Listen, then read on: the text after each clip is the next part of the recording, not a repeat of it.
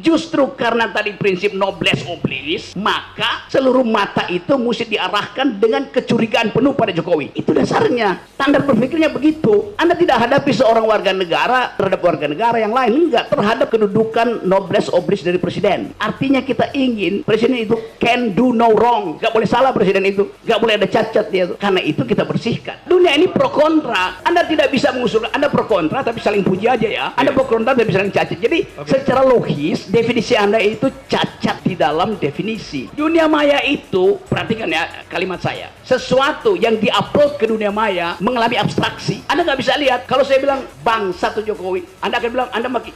Orang itu lagi berbaring memaki-maki, kalimatnya bangsa, tetapi sebetulnya dia lagi gembira. Bagaimana you cari representasinya itu? Itu hanya bisa dibaca dengan metode dalam ilmu hukum namanya hermeneutics of suspicion.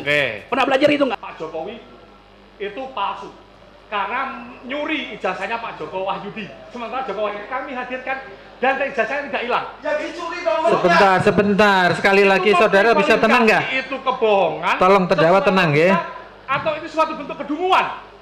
Oke. Saudara bisa Pertanyaan ya, saya tanyakan tadi. Ya, jadi itu pertanyaannya. Apakah itu suatu bentuk kebohongan Atau kedunguan? Ya. Karena tadi ahli juga menyampaikan beberapa kali perkataan ya kan? kedunguan dan Sesuai kebodohan. logika, logik. Terus itu dungu Oke. segala macam. Makanya Yang disampaikan Pak Jaksa tadi itu fakta selama persidangan. Pak Joko Wahyudi yang dituduh ijazah SMA-nya hilang dicuri oleh Pak Jokowi, tapi dihadirkan. Ijazahnya tidak hilang. Nanti ada giliran saudara terdakwa, tenang dulu. Gimana pendapat saudara? Gimana pendapat saudara? Pendapatnya ahli ini hanya berpendapat, monggo pendapat saja, Sekali lagi saya ingatkan di sini, meskipun ahli ini ahli filsafat, tetap sifatnya netral, hanya memberikan pendapat. Soal pendapat ahli, sebentar, nggak bisa, sebentar, bisa. Sekali lagi saya ingatkan, kalau saudara berteriak-teriak terus saya suruh dikeluarkan dari sidang, Tahanan luar dulu bukan, Pak? Gimana pendapat sebentar. Ahli tadi sudah mencerna apa yang disampaikan oleh Pak Jaksa. Silakan pendapat yang kita minta, pendapat ahli itu berpendapat untuk meyakinkan kami majelis hakim. Jadi sekali lagi kami ingatkan di sini kami bersidang itu sesuai ketentuan KUHAP, ada ketentuannya. Kami juga bertanggung jawab terhadap undang-undang, juga bertanggung jawab terhadap Tuhan Yang Maha Esa. Jadi nanti saya pikir di sidang ini jangan lagi ada saling menuduh, misalnya penasihat hukum menuduh jaksa begini, jaksa menuduh penasihat begini. Tidak usah saling menuduh, kita silakan aja saling membuktikan ya. Nanti dari beberapa saksi dan ahli yang dihadirkan, kami akan menilai. Mudah-mudahan kami diberikan pencerahan lah. Ya. Silakan ahli, silakan. Oke, berpendapat ya, pendapat tadi kan pendapat dari sisi pertanyaan penasihat hukum, sekarang pendapat dari sisi fakta yang disampaikan oleh jaksa, bagaimana menurut ahli mengenai kedunguan dan kebodohan tadi. Oke, terima kasih Pak Hakim. Di awal saya terangkan bahwa hoax itu bukan kejahatan, karena dia punya fungsi untuk memancing opini publik, terutama di negara-negara yang tersumbat kanal-kanal informasi. Kita bikin hoax saja. Lain kalau negara ini terbuka, nggak ada orang yang bikin hoax. Jadi dibalik, kenapa hoax muncul? Karena informasinya tertutup, itu soalnya.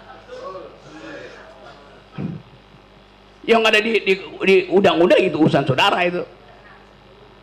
Jadi satu poin. Yang kedua, kasus ini dari awal kasus politik, bukan karena yang dipersoalkan ada tokoh politik namanya Joko Widodo yang adalah presiden. Kalau Joko Widodo yang saya temuin tadi di sekolah 26 yang ada soal, justru karena tadi prinsip noblesse oblige, maka seluruh mata itu mesti diarahkan dengan kecurigaan penuh pada Jokowi. Itu dasarnya. Standar berpikirnya begitu. Anda tidak hadapi seorang warga negara terhadap warga negara yang lain, enggak, terhadap kedudukan noblesse oblige dari presiden. Artinya kita ingin presiden itu can do no wrong. Enggak boleh salah presiden itu. Enggak boleh ada cacat dia tuh. Karena itu kita bersihkan. Termasuk kecurigaan. Kenapa Saya juga mencurigai, kenapa seseorang yang lulus dari universitas tidak bisa berpikir abstrak? Coba. Tidak bisa berpikir konseptual. Maka saya curigai. Baik, jawab pertanyaan saya tadi. Ketika saya menjelaskan tadi kasus itu tadi, jawaban saudara gimana? Ini dalam rangka menjawab. Ya. Karena memang Sesuai filsafat. logika apa tidak? Ya, memang kalau filsafat begini memang, Jadi karena ini ahli filsafat, jawabannya ya Oke. filsafat, Ya, silakan, Tolong penonton diam, tolong ya tertib ya, penonton tertib ya. Saya ingatkan penonton tertib, Ini sidang, tolong ya. Silakan dilanjutkan Pak Jaksa, silakan. Ya, oke.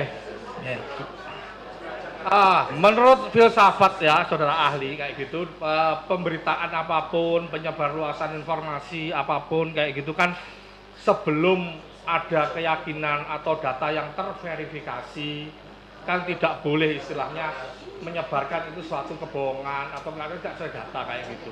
Karena itu menyangkut kredibilitas seseorang kayak gitu. Menurut pendapat ahli gimana? Itu yang saya bantah dari tadi, nggak ada kredibilitas seseorang di situ. Presiden nggak punya kredibilitas sebagai manusia yang punya jabatan publik. Apa kredibilitas presiden? Dia dipilih rakyat supaya meneruskan kepemimpinan. Dia juga bisa dijatuhkan rakyat. Apa kredibilitasnya? Intinya Anda mesti paham, di dalam hukum, person in law, yang adalah human dignity. Oke, saya lanjutkan ya, bahwa dari konten podcast mubahalah kedua orang, terus akhirnya yang membawa mereka ke persidangan hari ini, itu menimbulkan pro dan kontra di masyarakat, di medsos, di dunia maya. Saya tanyakan kepada saudara, dunia maya ini apakah sudah menjadi representasi dunia nyata pada saat ini? Sebelum itu saya tanya dulu, pro dan kontra itu baik nggak ada di dunia maya? Boleh, ada. Baik atau tidak? Pro kontra itu kalau misalnya sekarang kita melihat tidak ada saling mencaci maki, saling kebencian, normal-normal saja nggak apa-apa ahli. Oke, Karena di sini menimbulkan antara mereka, mohon maaf, mereka yang pendukung pemerintah dalam arti ini Presiden Jokowi dengan mereka yang kontra pemerintah, itu terjadi debat kusir yang tidak tahu jeluntrungannya, alurnya, selesainya kapan, malah timbulnya perpecahan, kebencian kayak gitu. Menurut saudara hal ini itu sudah representasi di dunia nyata apa belum? Saya terangkan Dunia pelan-pelan maya, ya, Pak Jaksa ya. Perlahan. Tolong Dunia maya, penonton Oke, tenang, saya penonton tenang. terangkan pelan-pelan. Pertama, you pakai istilah pro kontra. Pro kontra itu maksimal yang satu puji, yang satu caci. Kalau dua-dua puji itu hanya pro-pro. Nangkap nggak? Ya, Kalau duanya mencaci artinya kontra-kontra. ya. Dunia ini pro kontra. Anda tidak bisa mengusul, Anda pro kontra tapi saling puji aja ya. Anda pro kontra tapi saling caci. Jadi secara logis definisi Anda itu cacat di dalam definisi. Oke. Sekarang begini. Tenang, sekali lagi tenang, tenang. Oke. Tenang, Saya mikir pro kontra tadi, saya mengatakan bahwa saya ingin saya tanyakan kembali lagi. Dunia maya menurut saudara ahli ini merupakan representasi dunia nyata apa tidak? Dunia maya itu, perhatikan ya kalimat saya, sesuatu yang diupload ke dunia maya mengalami abstraksi. Anda nggak bisa lihat.